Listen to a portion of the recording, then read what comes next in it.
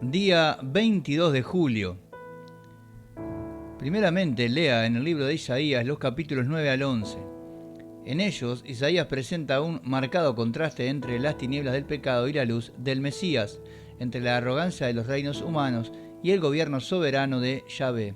Israel será disciplinado y Asiria será juzgada, pero los propósitos de Dios no fracasarán. Del linaje de David vendrá el rey prometido, cuyo reino será establecido en justicia y paz. En medio del juicio, la esperanza del pueblo del pacto está en el Mesías. Isaías 9. En el capítulo 9 tenemos otro deslumbrante texto profético acerca del Mesías. La realidad vivida por el pueblo era tenebrosa, lugar de sombra de muerte y región de tinieblas, capítulo 9, versículo 2. De repente, una gran luz brilla sobre este lugar y transforma completamente el escenario. El sentimiento no podía ser otro, sino de alegría. Multiplicaste la gente y aumentaste a la alegría. Se alegrarán delante de ti como se alegran en la siega, como se gozan cuando reparten despojos. Capítulo 9, versículo 3. La razón de tanta alegría era que Yahvé traería liberación. Capítulo 9, versículo 4.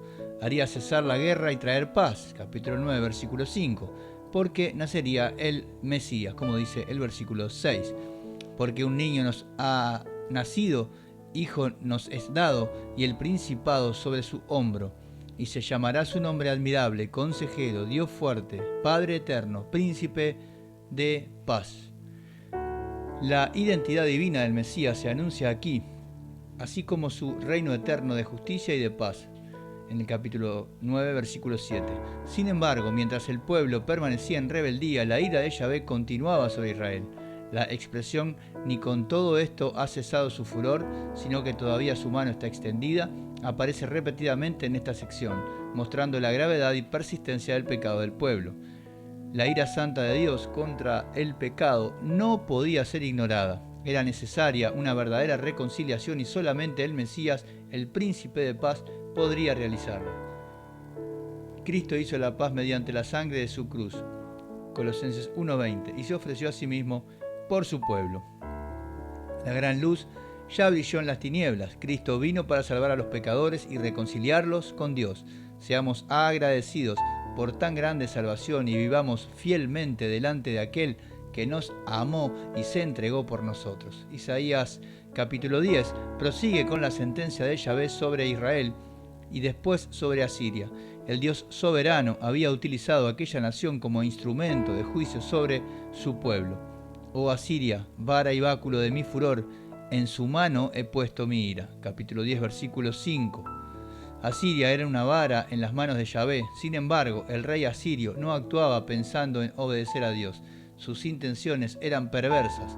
Aunque él no lo pensara así, ni su corazón lo imaginara de esta manera, sino que su pensamiento será desarraigar y cortar naciones, no pocas. Capítulo 10, versículo 7. Aquí vemos la soberanía de Dios y la responsabilidad humana actuando sin contradicción. Yahvé utilizó a Asiria para cumplir sus santos propósitos, pero Asiria actuó movida por su propia soberanía y por su propia soberbia y crueldad. Por eso, después de disciplinar a su pueblo, Yahvé castigaría el fruto de la soberbia del corazón del rey de Asiria. Capítulo 10, versículo 12.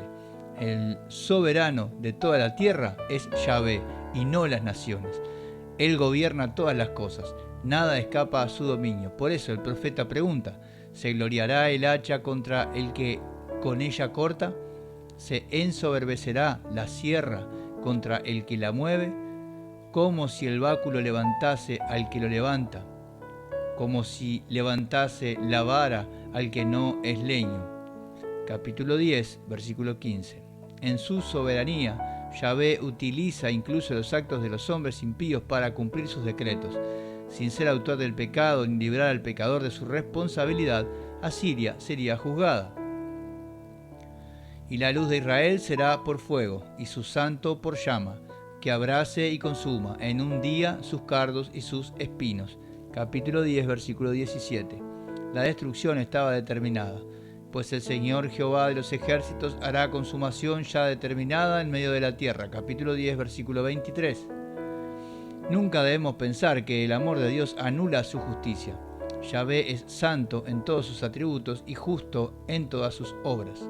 Él levanta reinos y abate reinos, establece gobernantes y los derriba conforme a sus propósitos. Los poderes de este mundo son apenas instrumentos pasajeros. El único rey que permanece eternamente en su trono es Jesucristo. A Él debemos temer, en Él debemos confiar y a su gobierno debemos someternos cada día. Isaías 11. El capítulo 11 trae esperanza en medio de la desolación producida por el juicio de Yahvé sobre las naciones.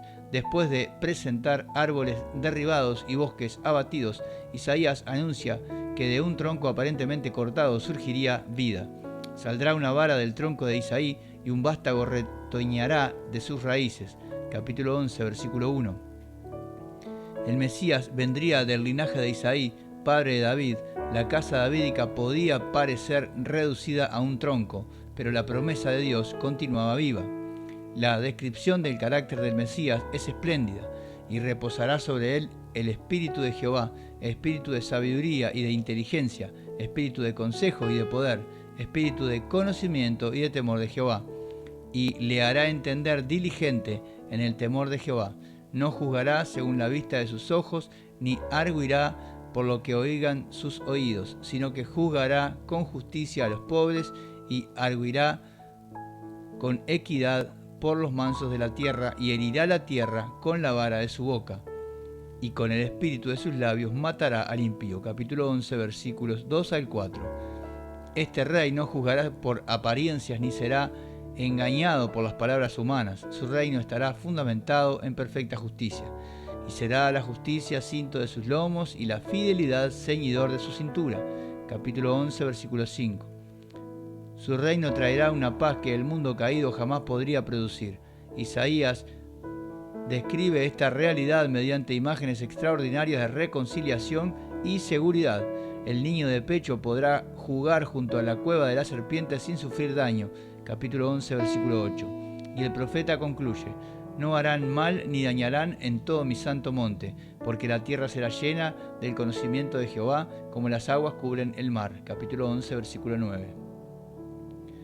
Esta esperanza está centrada en el Mesías. La verdadera paz no proviene de alianzas políticas ni de acuerdos entre naciones, sino del reinado de Cristo. Su reino ya fue inaugurado y está presente entre nosotros, aunque todavía aguardamos su plena consumación. Las profecías cumplidas en la primera venida de Cristo nos dan plena certeza de que Él también cumplirá su promesa de regresar. Por eso la Iglesia vive confiando en su palabra, anunciando su reino y aguardando la manifestación plena de su gloria. Oremos como Jesús nos enseñó: venga tu reino. El prometido vino, reina y volverá. Amén.